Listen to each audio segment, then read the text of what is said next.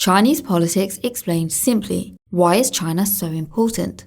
China is the world's most populous country with over 1.4 billion people, and since the introduction of economic reforms in the late 70s, the country has seen incredible growth. Currently, China is the world's second largest economy by nominal GDP, just behind the US. China is also the world's largest manufacturing economy and exporter of goods. Who doesn't own something with a label marked Made in China? It is also the world's fastest growing consumer market and the second largest importer of goods.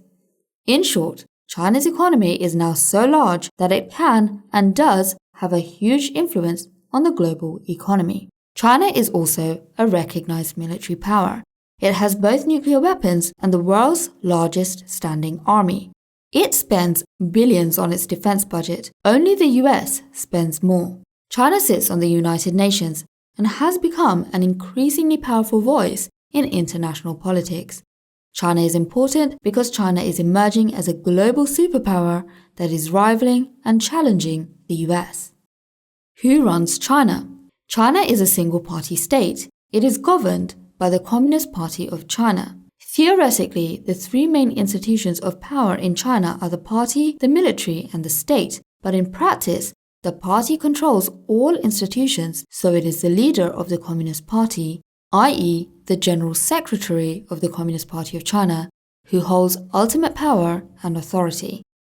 How did the Communist Party of China come into power? In 1912, the Republic of China was established, ending thousands of years of dynastic rule, but a number of internal power struggles followed, and the country became fractured. In 1919, the May the 4th movement began, a series of student protests against the Chinese government's weak reaction to the Treaty of Versailles that was drawn up at the end of World War I. The treaty gave Japan land that was previously Chinese-owned. It was from that movement that the Communist Party of China was born. The Chinese Nationalist Party, also known as the Kuomintang, and the then much smaller Communist Party of China formed an alliance to defeat regionalism and to unite China. However, ideological differences between the Kuomintang and the Communist Party led to a civil war that lasted intermittently between 1927 and 1949. The two political factions did form a loose alliance against Japanese invasion in 1937, but after defeating the Japanese, the civil war recommenced. The Communist Party won a resounding victory and the Nationalist Party retreated to Taiwan. On the 1st of October 1949, Mao Zedong, a revered communist revolutionary, declared China the People's Republic of China, replacing the Republic of China and displacing the Nationalist Party. Over the next few decades, international recognition shifted from the Republic of China to the People's Republic of China, and in 1971, the People's Republic of China was admitted to the United Nations in place of the Republic of China. In 1957, Mao launched a campaign known as the Great Leap Forward that aimed to transform China's economy from an agricultural one to an industrial one. The campaign was a disaster and led to the deadliest famine in history and the estimated deaths of between 20 to 45 million people.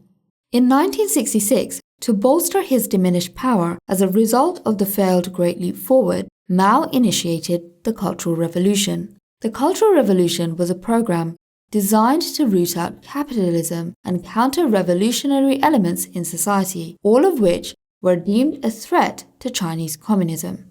Broadly, communism envisions a society where the means of production, i.e. land, natural resources, factories, etc., are all owned by the collective and the fruits of the labor are shared out according to need. Communism is offered up as an alternative to the capitalist system, where products and services are owned and provided by individuals who get to keep the profits. The Cultural Revolution led to a decade of unrest for China, with millions of people being persecuted and suffering a wide range of abuses.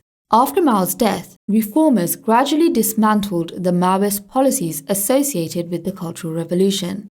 In the late 70s, Deng Xiaoping, the then most senior politician in the Communist Party and the de facto leader of China, led the country through wide-ranging economic reforms which opened up China to foreign investment and the global market, leading to China's notable rapid economic growth. Political theorists argue that today's Communist Party of China no longer strictly adheres to the principles of communism that they initially adopted, and that now they have taken on some capitalist strategies that have allowed the country to develop so swiftly. So what's the deal with Taiwan now? The political status of Taiwan, officially the Republic of China, remains ambiguous. After the Kuomintang fled to the island, they maintained that they were the legitimate government of China. In 1992, the Republic of China and the People's Republic of China agreed that Chinese unification was the ultimate goal, but over time, other political movements in Taiwan have emerged, expressing a desire for Taiwanese independence. Most international organizations in which the People's Republic of China participates either refuse to grant membership to Taiwan or only allows it to participate as a non-state actor. In practice, Taiwan operates very much like an independent country, with its own government, president, military, etc. Many countries maintain unofficial ties with Taiwan through representative offices that act as de facto embassies and consulates. However, the People's Republic of China remains hostile to the idea of Taiwanese independence, seeing the island as an inseparable part of Chinese territory. What's the deal with Tibet? Tibet is a historical region within modern-day China covering much of the Tibetan Plateau, and it is the historical homeland of the Tibetan people. Within Tibet is the Tibet Autonomous Region, where much of the current debate around Tibet centers. Until the 50s, Tibet, for all intents and purposes, had independent rule under the authority of the Dalai Lama, the foremost spiritual leader of the Yellow Hat school of Tibetan Buddhism. Buddhism is the dominant religion of Tibet. After the successful Communist Revolution in China, the People's Republic of China marched into Tibet and incorporated Tibet under Chinese sovereignty. They installed the then teenage 14th Dalai Lama as the new leader of Tibet, and a 17-point agreement was signed, whereby the Tibetan representatives affirmed Chinese sovereignty. The agreement was meant to guarantee Tibetan regional autonomy and religious freedom, but many felt that over time the People's Republic of China systematically undermined Tibetan culture and way of life, and in 1959 there was a failed Tibetan uprising which ended with over 80,000 Tibetans, including the Dalai Lama, being exiled to northern India. The Dalai Lama has since repudiated the 17-point agreement, and although he believes that Tibet should remain part of China, he seeks greater freedoms and autonomy for the Tibetan people. The Communist Party, however, is unlikely to loosen its grip on Tibet, as it sees the region as being integral to Chinese national security and prosperity. Tibet has an almost impregnable natural land border in the Himalayan mountain range. The Tibetan Plateau also stores mineral reserves that are worth billions of dollars, and finally, many of the major river systems in Asia originate in Tibet, which gives the People's Republic of China control over much of the water in Asia. What is China's relationship with the US?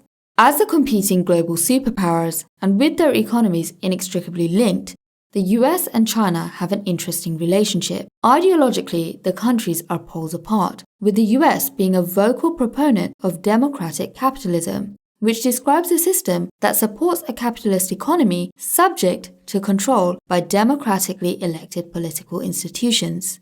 It is important to note that these ideologies are ways of organizing societies and are neither good nor bad.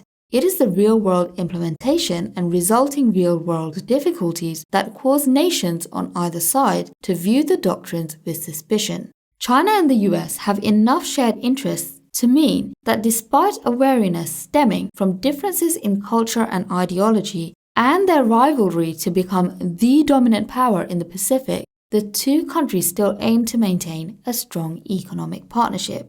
This does not mean that the relationship is immune to disagreements, however, as illustrated by the trade wars between the two countries. If the US feels that China isn't allowing American firms to trade goods freely in China and are favoring Chinese companies, then it can put tariffs, essentially a form of taxation, on Chinese goods in the US, which make those goods more expensive and in theory pushes American companies and consumers to look for alternatives. However, China too can and have retaliated by putting their own tariffs on US goods.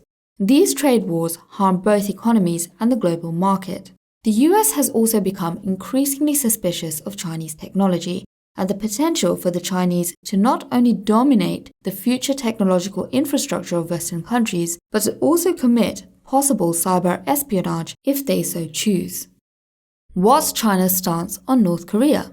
After World War II, the Korean peninsula was divided into two zones, which eventually became the communist dictatorship North Korea and the democratic South Korea. China has historical ties with North Korea, rooted in a shared communist ideology, and China has been a long-term ally of North Korea.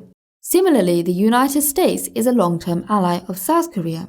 North Korea is far from a success story when contrasted with South Korea. Under totalitarian rule and a collectivist economy, it has fallen into extreme poverty, and the population has to deal with mass starvation. North Korea is also accused of having one of the worst human rights records in the modern world, owing to the extreme restrictions placed on individual freedoms. And North Korea also has nuclear weapons, which is why the international community regard the regime with considerable unease. China, however, continues to remain publicly supportive of its troublesome neighbor, as the Communist Party places high priority on maintaining stability in the peninsula. An outbreak of war and a forced regime change would mean an influx of refugees into China, possible contamination from North Korea's chemical weapons, and perhaps an ensuing cross-border terrorist conflict. China also doesn't want the US's influence growing in its back garden via its close relationship with South Korea.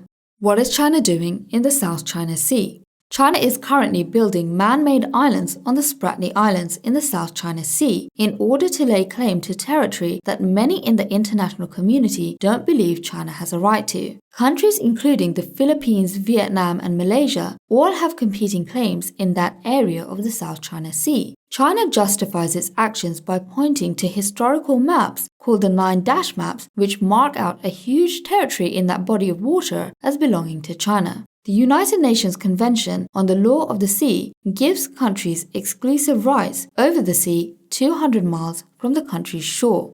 Most of the other countries' claims on the South China Sea stems from that convention, but China ignores those claims. The Philippines have even taken China to court over this, and the International Tribunal at The Hague have ruled in favor of the Philippines. The US also supports their longtime ally, the Philippines, by sending out US Navy ships and aircrafts to the disputed territory. Despite China's warnings, the US continues these exercises to assert their stance on the dispute. China wants this territory in the South China Sea because not only is it incredibly rich in natural resources, but because roughly a third of the world's shipping trade passes through it. However, no one wants all-out war, so the situation remains complicated but contained. China's interest in Africa. In recent years, China has been investing billions of dollars in Africa in exchange for political goodwill and with a view to shifting its cheap labor-intensive industries over to Africa as China's demographic becomes more and more middle class and cheap labor isn't so readily available and isn't so cheap. China has funded large-scale infrastructure projects in the continent, including the building of railways, dams, and factories. Africa also has vast untapped natural resources, which the Chinese are helping the Africans exploit.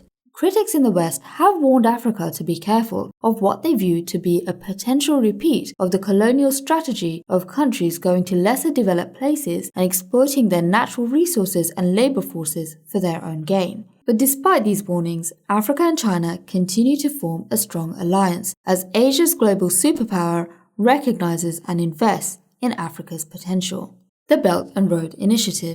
Africa is not the only place China is helping to build and fund infrastructure. All across the globe, the same thing is happening, and this is part of China's Belt and Road Initiative. These projects are designed to make it easier for China to trade with the world, but it's also a high-risk strategy.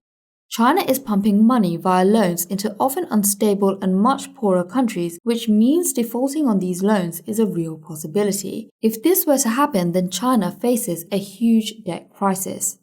On the other hand, China has found a way of allowing countries to repay their debt. The countries are able to lease control of the projects to China for a specified number of years. This gives China vast amounts of control and influence. Human rights abuses, religious intolerance, and censorship. China stands accused of multiple human rights violations. The government allows no open challenge to their exclusive political power, and in 1989, in response to a pro-democracy demonstration in Tiananmen Square, the Chinese government ordered a crackdown which led to the massacre of hundreds, if not thousands, of civilians. The Chinese government also has a negative attitude toward religions, seeing them as yet another threat to their absolute power. Religious oppression is not uncommon, and China has notorious re-education camps where authorities reportedly hold hundreds of thousands of minority Muslims. China claims that the detention centers are a bid to counter extremism and terrorism. However, many in the international community have characterized the jail-like camps to concentration camps and have said that China is in the process of committing cultural genocide. Activists who speak out against the Communist Party and who lobby for human rights can be harassed by the government, placed under house arrest, and in some cases, they can even mysteriously disappear altogether. Press freedoms are severely restricted in China, with news agencies only allowed to report on state-approved subjects. Most Western media outlets and social media platforms are blocked by what is dubbed China's Great Firewall. There are some sites which are allowed, but only under tight supervision. Search results for terms such as democracy and revolt are also blocked. Edited narratives on historical events such as the Cultural Revolution and the Tiananmen Square massacre are pushed by the government, and as a result, many Chinese remain in the dark about the actual devastation and fallout that arose from these events. And thus we come to the end of our video. This is meant to provide an objective overview of what is happening in China and Chinese politics today. It is neither for nor against China, but instead aims to give people who wonder why China is so much in the news some context. As always, I hope you enjoyed this video, and please subscribe to London City Girl for more educational and interesting videos from me.